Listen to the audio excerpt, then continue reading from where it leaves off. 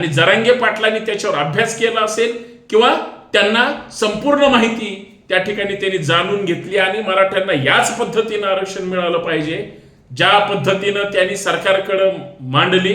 मागच्या 40-50 वर्षामध्ये जेवढा संघर्ष झाला नाही तेवढा संघर्ष ह्या 1-2 वर्षामध्ये ताकदीनं झाला. मराठे शक्यतो आरक्षणाच्या बाबतीमध्ये कुणावर विश्वास ठेवत नव्हते. काही मोजके कार्यकर्ते असायचे. आता क्रांती मोर्चाच्या निमित्तानं हजारो नाही लाखो लोक रस्त्यावर आली एका वेगळ्या विषयासाठी.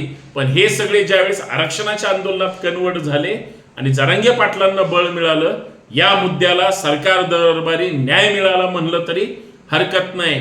कारण जरांगे पाटलांसमोर आज जसं मुंबईत बसलंय तसंच आंतरवली सराटीमध्ये जो काही पहिल्या आंदोलनाचा त्यांचा सरकारनंच मोडीत काढण्याचं ठरवलं होतं ते तो दिवस खरं तर 1 सप्टेंबर होता.